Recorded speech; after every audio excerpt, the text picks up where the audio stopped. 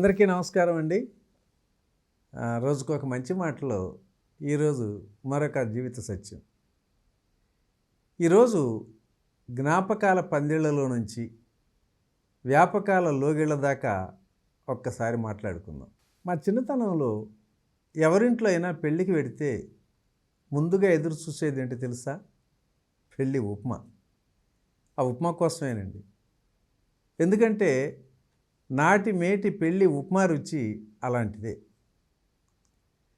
పచ్చటి అరిటాకులో తెల్లటి ఉప్మా వేడివేడిగా వేయించుకొని చట్నీ కూడా లేకుండా నోరు కాలిపోతున్న ఆబగా తినేసి మళ్ళీ మళ్ళీ వెళ్ళి సిగ్గు లేకుండా అదేనండి సిగ్గుపడకుండా వేయించుకొని ఆ కాలిన నోటితోనే వేడివేడి కాఫీని గాజు గ్లాస్తో సప్పరిస్తుంటే అబ్బా ఆహా ఏమి రుచి, తినగా మైమరిపించింది. అడక్కండి, ఎందుకంటే ఇది మీ అందరికీ కూడా అనుభవమే కదా. మరి ఇప్పుడు పెళ్ళిళ్ళకి వెళుతున్నాం. ఖరీదైన పేరు మోసిన క్యాటరర్ల సర్వర్లు రంగురంగుల డ్రెస్సులు వేసుకొని టోపీలు పెట్టుకొని ప్లాస్టిక్ ప్లేట్లలో ఉప్మాతో పాటు 4 రకాల టిఫిన్లు 3 రకాల చట్నీలు వేసి స్పూన్లు వేసి మరీ మన మీదకి విసిరేస్తున్నారు. కానీ ఏమిటో టిఫిన్ చేయటం మొక్కుబడే అయిపోయింది. ఓ చేత్తో తింటూనే ఇంకో చేత్తో 6 డజన్ మాత్రలు మింగాలి కదా, వేళకి మాత్రలు వేసుకు చావండి లేకపోతే చస్తారు అంటున్నారు డాక్టర్లు. మరి అందుకు కూడా తింటున్నాం తప్పట్లా. ఇంకోటి గమనించారా? ఇప్పుడు హోటల్కి వెళ్ళి ఆ మెనూ కార్డుని చెడామడా చదివేసి ప్లేట్ ఇడ్లీ వేడిగా ఉండాలి, గట్టి చట్నీ కారపొడి నెయ్యి వేసి పట్రా అని ఆర్డర్ ఇస్తాం. కానీ రెండో ప్లేట్ తినే దమ్మేదండి. అసలు హోటల్లో టిఫిన్ తినేదే వాడు వేసే చట్నీలు సాంబార్ కోసమే. అదే కొంపలో అయితే ఒక 6 డజన్ ఇడ్లీలు అవలీలుగా ఆవకాయతో పట్టించేస్తాం. ఇక హోటల్లో మసాలా దోశలు, పూరీ కూరలు, గారి సాంబార్లు ఇవన్నీ తెలిసిందే కదా. ఒక్క ప్లేట్కే మన పొట్ట హౌస్ఫుల్. మరి అదే ఇంట్లో అయితే తినేవాడికి వడ్డించేవాళ్ళు లోకొన్నట్టు ఇంకాతే అనుకుంటూ కుంభాలు పట్టించేస్తూనే ఉంటాం. తగ్గేదేలే, అస్తమానం హమారే జమానేమే అనుకుంటూ ఉంటాం.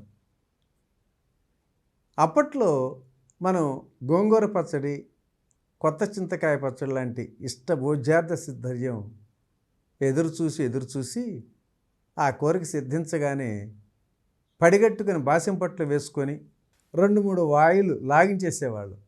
మరి ఇప్పుడు ప్లేట్ మిల్స్ వాళ్ళకి చెబితే ఏ లాభం అండి? ఏం ఉపయోగం లేదు. అర్థం చేసుకోరు కూడా. వాళ్ళు మన అన్నింటికీ కూడా సొంత డబ్బా కొట్టుకుంటున్నాం అనుకుంటున్నారు. హతవిధి, సద్దన్నం, మధ్యాహ్న భోజన పథకం, రాత్రి తిండి అనే ముప్పొద్దుల ఉదరపోషణ కార్యక్రమాలు అలా ఆ రోజుల్లో ఉండేవని, మధ్యలో ఆడుకొని వచ్చి చిరుతిళ్ళ కోసం ఏదైనా పెట్టు అంటూనే ఉండేవాళ్ళమని, అందుకు గృహిణులు వంటింట్లోనే అంటిపెట్టుకొని బతికేసేవారని చెబితే ఇప్పటి వారికి ఆశ్చర్యం కూడా. అదీకాక రాత్రి పలహారాల బ్యాచ్ విభాగాలు వేరే ఉండేవని కూడా చెబితే వీళ్ళు అసలు నమ్మటంలా. ఏం చేస్తాం?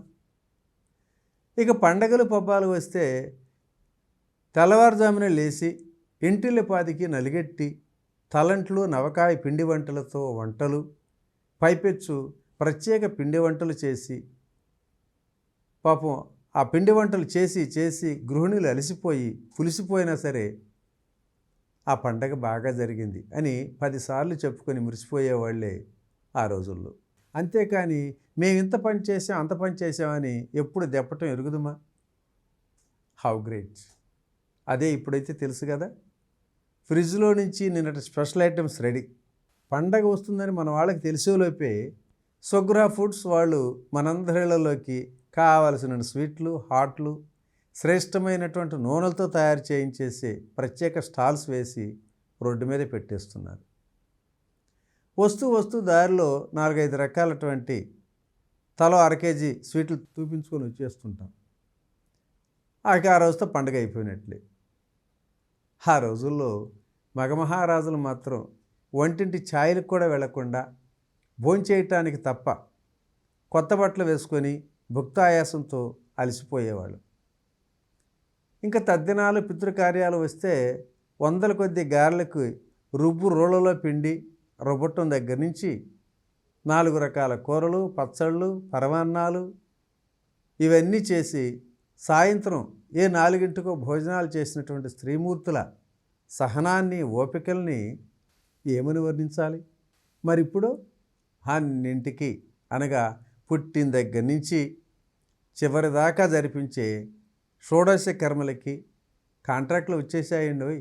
అలా ఓ గంట సేపు రాఘవేంద్ర మఠానికి కారులో వెళ్ళి మామ అనుకుంటే సరిపోతుంది.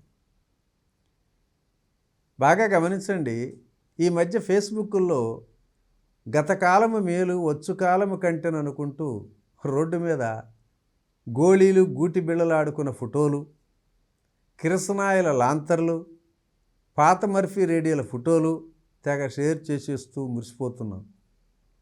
కానీ ఒక్క గంట గనక కరెంటు పోతే ఒక 10 నిమిషాలు నెట్టు లేకుండా ఊహించుకోవటానికే ఎంత భయపడిపోతామో చూడండి. ఆ విరామ సమయంలో పాతకాలం నాటి తాటాకు విసినకర్రలు విసురుకుంటూ తొక్కుడు బిళ్ళ ఆట ఆడుకుంటుంటే ఆహా ఏమి ఆనందం! ఆ ఒక్కటి ఆడుకుంటుంటారు. ఇక అమ్మమ్మలు, తాతలు కథల్లో బాగుంటారు, కానీ వాళ్ళు ఇప్పటిదాకా బాగుంటే కూర్చొని లేవటానికి మనకే ఓపికలుండవు. ఇంకా వాళ్ళనేం చూస్తాం, వాళ్ళకేం చేస్తాం. అందుకే ఆత్రేయ అన్నాడు, పోయినోళ్ళందరూ మంచోళ్ళే, ఉన్నోళ్ళు పోయినోళ్ళ తీపి గుర్తులు, అనుకున్నామని జరగవు అన్నీ, అనుకోలేదని ఆగవు కొన్ని, జరిగేవన్నీ మంచికని అనుకోవటమే మనిషి పని అన్నాడు. కాబట్టి అలాగే అనుకుంటే మరి ఓ పని అయిపోతుంది కదా మిత్రులారా, అవునా కాదా? ఓకే ఫ్రెండ్స్, మరి ఈరోజు ఈ మంచి మాట ఇంతటితో ముగించుకుందాం. రేపటి రోజుని మరొక సత్యం ద్వారా కలుసుకుందాం. Thank you. ఇట్లు మీ రామిరెడ్డి, మానస సరోవరం.